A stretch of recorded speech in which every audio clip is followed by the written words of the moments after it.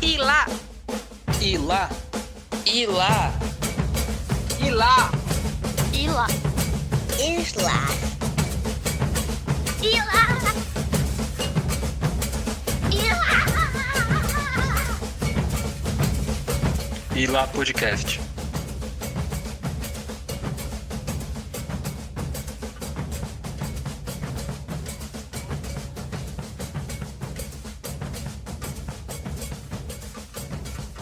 Sejam todas, todos e todes bem-vindos a este episódio do Ilá Podcast, o podcast do projeto Quilombola Permanecer Negro na Universidade, do curso de Psicologia da Universidade Federal do Ceará. Meu nome é Flávio Amaral e comigo neste encontro eu converso com Gilciane Marques. Falar em espaços educativos não é falar apenas em escola, assim como também sabemos que os elementos histórico-culturais, em especial de povos marginalizados, geralmente não são abarcados pelo ensino técnico-científico que habita a escola. É pensando nisso que se torna importante olhar para outras fontes ricas ao falarmos de educação. No caso da nossa convidada de hoje, Gilciane, sua pesquisa de mestrado estuda como tem se configurado uma educação quilombola na comunidade de Carnaúba II, os aspectos que do campo surgem como a intergeracionalidade e disputas territoriais. Bem-vinda, Gilciane, ao podcast. É um prazer ter você conosco. Olá, é um prazer também estar aqui com vocês. Obrigada pelo convite. Bom, Gilciane, de início, assim, que já é um costume aqui do podcast, eu gostaria de pedir que tu contasse pra gente um pouco da tua trajetória. De formação, eu sou psicóloga. Atualmente, eu estou no mestrado em Psicologia e Políticas Públicas pela UFC, mas tenho especialização em saúde mental. Minha trajetória de trabalho é mais dentro da assistência social. Então, assim, psicologia social, psicologia comunitária, é basicamente a minha área de atuação. E nesse momento eu estou trabalhando no Centro de Referência Especializado da Assistência Social, mais conhecido como CREAS, dentro de um município de São Benedito, no estado do Ceará. E aqui nesse momento, aqui no município de São Benedito, né, é onde eu também estou fazendo a minha pesquisa do mestrado, dentro de uma comunidade quilombola, chamada Comunidade Quilombola Carnaúba II. Então, Gilciane, acho que a gente já pode, inclusive, entrar logo na segunda pergunta, né? Que é justamente sobre como você chega nesse interesse, né? Tanto ao campo quanto no próprio território da comunidade quilombola Carnaúba II, assim, o que salta aos seus olhos quando você entra em contato com o campo, quando você entrou em contato com a comunidade. Vamos lá. Meu trabalho aqui em São Benedito, né, como eu trabalho no CREAS, a gente trabalha com famílias vítimas de alguma violência ou violação de direitos. Durante um atendimento que a gente fez a uma família quilombola, né, foi citado que dentro da comunidade quilombola não tinha uma escola funcionando. Isso foi bem antes de eu adentrar o mestrado, né? E aí essa família citando que não tinha uma escola, que seus filhos tinham que estudar em outra comunidade, inclusive estudar em colégios, em escolas convencionais, né? Também em outra escola que é uma escola indígena, né? Como eu tinha falado anteriormente, aqui em São Benedito, além da comunidade quilombola, existe também uma comunidade indígena. Ambas dividem o mesmo território, né? Que é a área Carnaúba II. E, voltando agora para o assunto da família, a família citando que os filhos tinham que estudar em outro território, que tudo isso gerava incômodo, gerava também uma certa revolta na família, porque queriam que os filhos estudassem e tivessem também apropriação da própria cultura, né, quilombola. Veio digamos assim, aquela brecha para eu estudar um dia aquele assunto. E aí foi quando eu passei na seleção do mestrado, conheci minha orientadora, que é a Nara, e aí a Nara, a gente conversando sobre possíveis temas para a gente fazer a pesquisa, eu trouxe para ela esse tema. Então, assim, pude entrar na comunidade tanto dos meus atendimentos, quanto também por ter conhecimento da própria associação da comunidade, né, na figura da presidente da associação, e sempre, assim, são muito receptivos a trabalhos dentro da comunidade, a essa visibilidade dentro da comunidade. Então, eles abraçaram praticamente, assim, a minha pesquisa, abraçaram eu também como pesquisadora, como profissional. E, nesse momento, a gente também faz outros trabalhos dentro da comunidade, além da minha pesquisa que eu estou fazendo. Então, é uma comunidade que eu enxergo como profissional aqui na cidade. É uma comunidade que está um pouco sem visibilidade, né, como eu tinha falado. Ela, no caso, tem essa ainda questão da própria comunidade indígena também ter mais visibilidade do que a comunidade quilombola. São poucas famílias quilombolas dentro do município, né, cadastradas, algo em torno de 177 famílias. E, assim, o território, como eu falei, é um território bem limítrofe entre a comunidade indígena e a quilombola, ficando a parte menor pertencente aos povos quilombolas. Então, uma comunidade que realmente quer ter mais espaço, quer ter mais acesso às políticas públicas, quer ter mais visibilidade, tanto dentro da comunidade acadêmica, quanto também dentro da própria cidade. E esse minha pesquisa veio, assim, para trazer, né, para trazer uma visibilidade para essa comunidade, para poder fazer com que eles se sentissem também acolhidos pela gente. Porque até então, eu acredito que ninguém tinha ainda feito nenhuma pesquisa dentro dessa comunidade, somente trabalhos mesmo da assistência social, trabalhos dentro da política de saúde ou algo assim. É muito interessante pensar essa perspectiva do trabalho, né, e também dessa inserção, né, na comunidade, que, como tu diz, é algo novo. E aí eu queria perguntar sobre outro ponto que surge ali no teu trabalho, assim, um ponto muito interessante, que seria a questão da educação quilombola, né? Então, assim, como é que surge ela no território que tu vem estudando? Então, a gente até conversa, né, falando sobre questão de educação quilombola, né, que existe, assim, uma certa diferença quando se trata de a gente pensar que a ausência de uma escola, de um prédio de uma escola, de uma estrutura de uma escola, que a gente caracteriza como uma estrutura colonizadora, dentro de uma comunidade gera tanto impacto assim, né?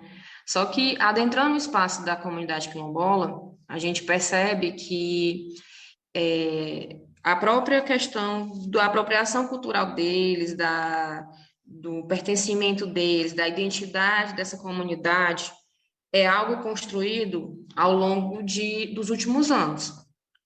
Pelas entrevistas que foram feitas a alguns idosos, algumas lideranças da comunidade, que é meu público-alvo, foi citado que eles só tiveram, assim, esse conhecimento sobre ser quilombola, algo recente. E as crianças e os adolescentes estão crescendo, se desenvolvendo, agora também estão tendo conhecimento, né, do que é ser quilombola, da cultura quilombola. Então, a educação quilombola é um processo que vai além das escolas, né? Como até coloca Paulo Freire, né? É uma educação que vai além de um muro de uma escola. O espaço da escola em si, dessa educação em si, né, do território, é algo que é feito o tempo todo. É algo que é feito dentro de um processo ali de um trabalho doméstico, é algo que é feito dentro de uma casa de farinha, é algo que é feito entre gerações, né? A gente até traz também dentro dessa pesquisa, Nego Bispo, que ele fala da geração mãe, a geração neta, né, a geração filha, onde há esse processo de intergeracionalidade, esse processo de transmissão de saber, de cultura, de conhecimento. Então, o meu trabalho sendo feito com os idosos mostra como eles estão fazendo essa transmissão de saber, como eles estão transmitindo. Então, assim, essa escola era um local onde havia essa transmissão, né?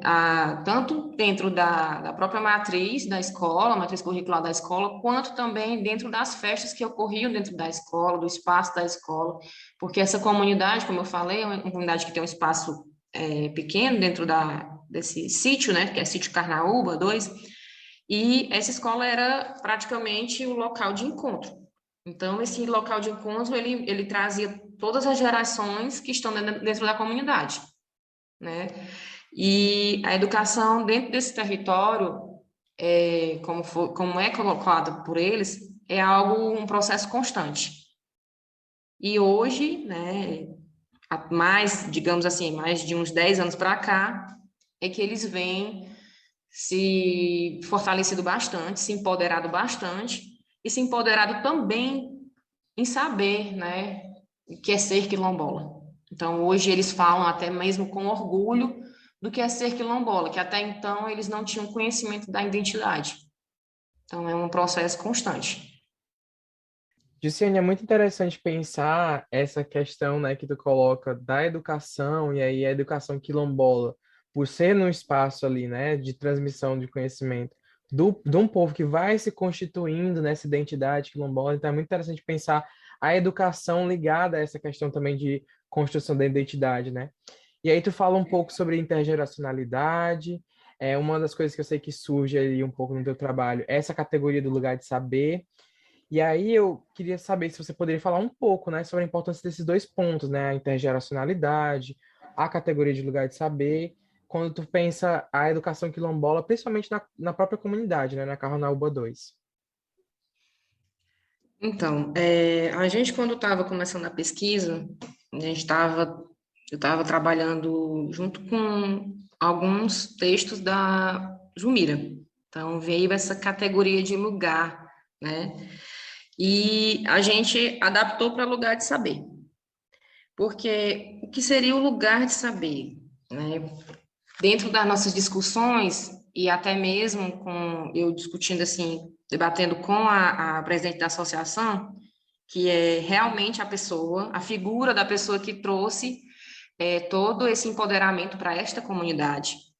Eles até ressaltam isso nas entrevistas, que essa presidente, de nome Aliani, ela que trouxe a visibilidade para a comunidade, ela que trouxe a documentação da comunidade, ela que cadastrou a comunidade.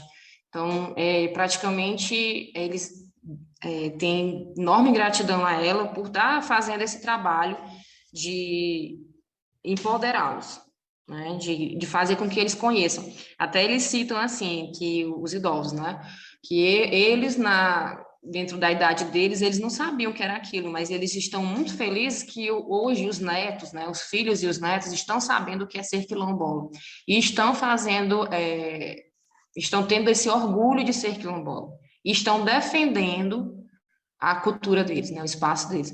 Então, essa categoria de lugar de saber, a gente coloca porque o que seria o lugar de saber dentro de uma comunidade quilombola?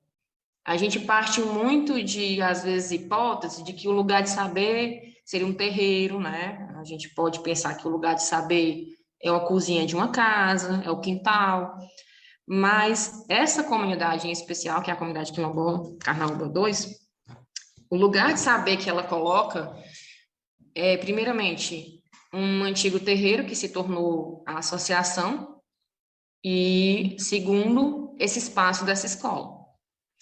Eles têm até uma cultura forte nas festas juninas, onde eles fazem danças, onde eles têm vários alimentos que eles trazem para essa festividade. Então, esse espaço que tinha da escola era onde eles faziam essas festas juninas. Com a perca do espaço que eles sentem a falta, eles passaram a procurar outros espaços.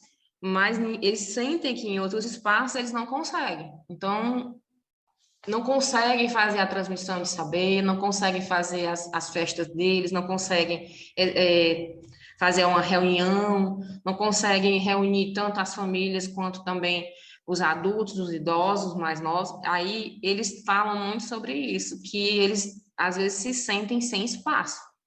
Então, o lugar de saber deles, eles não levam em consideração que a escola é uma estrutura colonizadora. Eles levam em consideração que a escola é uma estrutura que pertence à comunidade deles. É um prédio que foi feito para que eles expressassem a cultura deles, expressassem as festas deles, expressassem momentos de encontro. Então, o lugar de saber para aquela comunidade é isso. E a intergeracionalidade vem para eles ensinarem. Hoje, eles se sentem, como eu falei, sem espaço. Então, está ocorrendo saber, troca de saber, está ocorrendo dentro de quê? Né? Essa foi meu questionamento. Está ocorrendo dentro de um momento que eles estão na roça, no momento que eles estão na casa de farinha, no momento que eles estão no engenho, no momento que eles estão numa cozinha. Está ocorrendo em todos esses locais. Mas realmente a gente percebe a falta que faz um espaço em especial. É como se eles se sentissem incompletos, né? E aí, nesse momento, eles adaptam outros locais para poder continuar essa transmissão de saber, essa intergeracionalidade.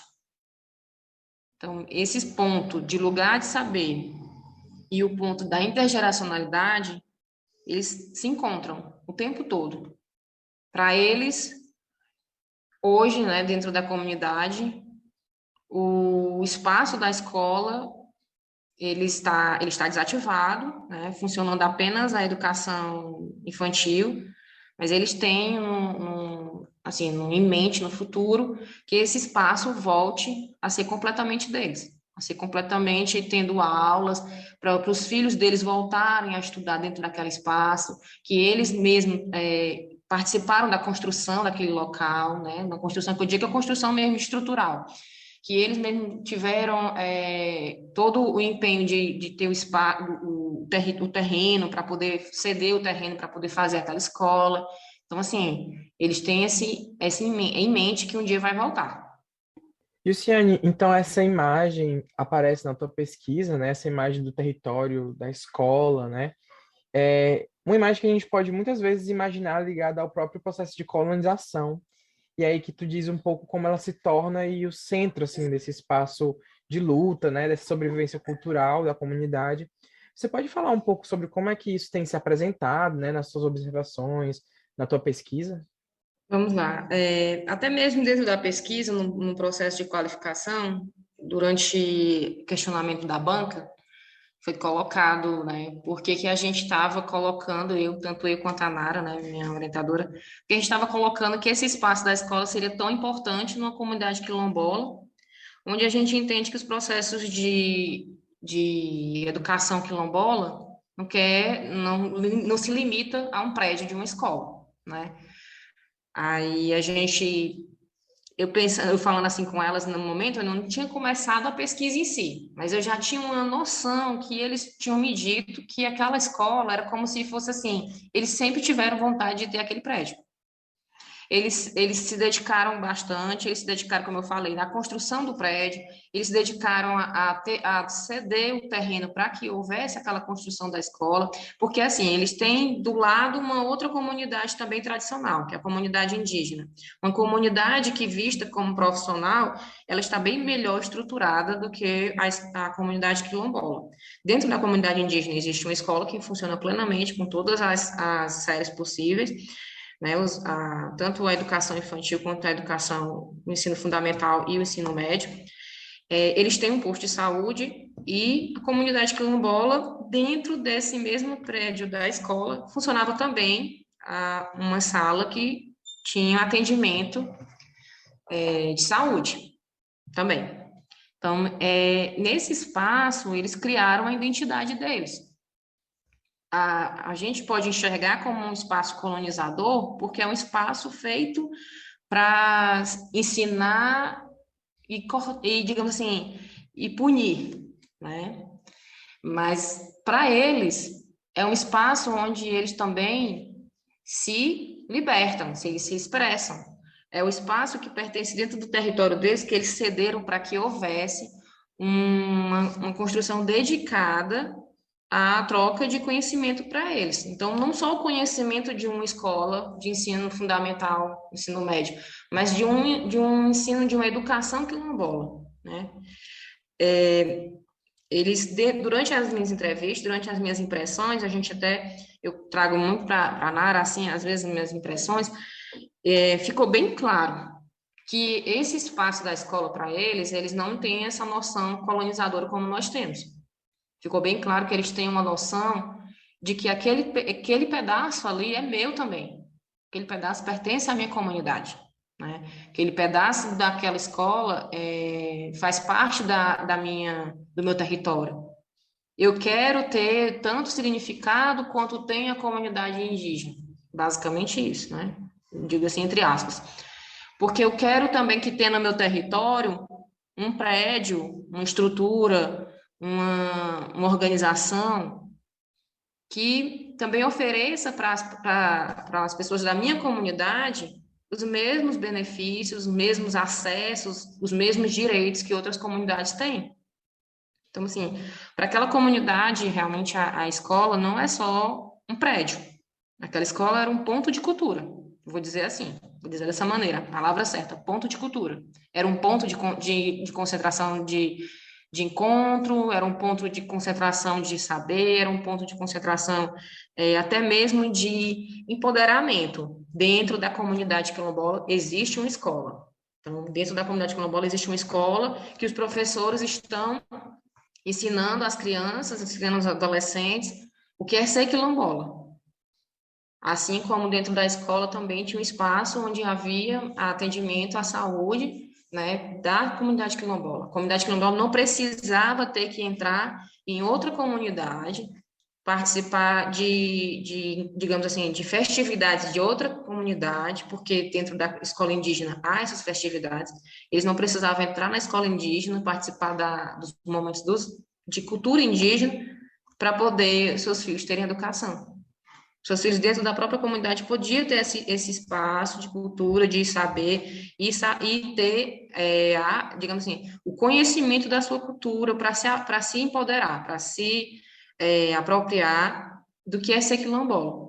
Hoje, eles falam um pouco sobre, que eles estudam em escola convencional, que nas escolas convencionais não trazem conteúdo sobre ser quilombola.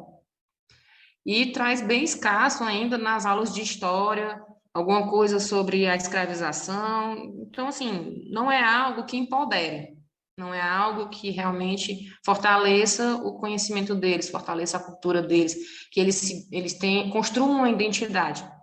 É mais algo que vai cair numa prova, praticamente. Uma prova colonizada, uma prova colonizadora, não sei. Então, assim, só para encerrar aqui essa pergunta, a escola se tornou o ponto de cultura deles. Hoje, eles têm como ponto de cultura a associação.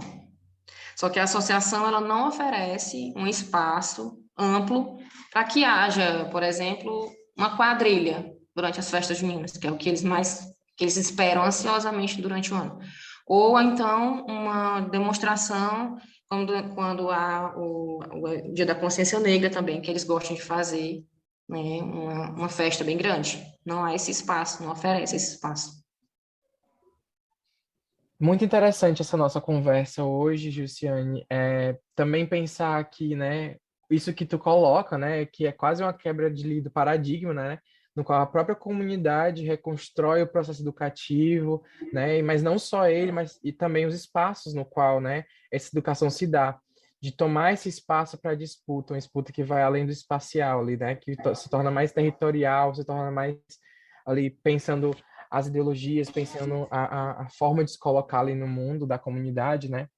Então, eu acho que é para aí que vai a relevância do teu trabalho, né? Acredito. E aí a gente já começa aqui a encerrar a nossa conversa, né? Eu queria agradecer a tua participação, pedir também que tu mande uma mensagem, uma dica para os nossos ouvintes, se sentir à vontade, se quiser. Bom, eu quero só, assim, agradecer bastante o convite.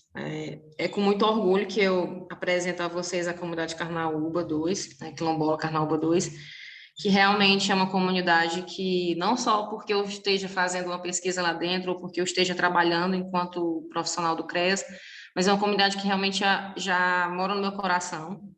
Gosto muito da comunidade. Pretendo, um dia, quando terminar essa pesquisa, publicar, né? Já deixo aí, já deixo já falando assim, próximos encontros que a gente possa ter para conversar sobre a conclusão dessa pesquisa, porque pelo que eu percebo, vai vir muita coisa ainda não terminei, não encerrei ainda meu processo de coleta. E assim, convidar, né, as pessoas a conhecer bastante sobre as comunidades tradicionais, não só comunidades quilombolas, mas também comunidades indígenas. Conhecer para que a gente possa também, enquanto profissional, enquanto psicólogo, enquanto pessoa, defender os direitos dessa comunidade. Porque pode ser assim uma coisa bem pequena, uma pesquisadora de mestrado está fazendo uma pesquisa sobre uma comunidade lá de São Benedito, no Ceará, mas para eles, assim, para a gente, quanto também como pesquisador, é uma coisa grandiosa, porque um dia eu pretendo que o Brasil, vou dizer assim, conheça essa comunidade através de um estudo publicado, de um artigo, certo? Então, muito obrigada a todos, a todas, a todos que estão ouvindo esse podcast, né? E fica aí um abraço também para a comunidade Quilombola Carnaúba 2, que me acolheu, não só como pesquisadora, mas também como profissional. E um abraço para minha orientadora Nara, viu? Incrível, Josiane. Já adianto aqui que eu aceito esse convite, tanto o convite de te ouvir falando mais sobre a comunidade, quanto esse convite, né, de pensar aí esses processos. Obrigado pela conversa aqui de hoje. Bem, encerramos aqui o episódio de hoje sobre educação quilombola. Para ficar sempre atualizado sobre os nossos debates, acompanhe as redes sociais do Quilombolar UFC no Instagram e no YouTube, e assine o podcast Quilombolar no seu agregador de podcasts. Obrigado por ouvirem e lá!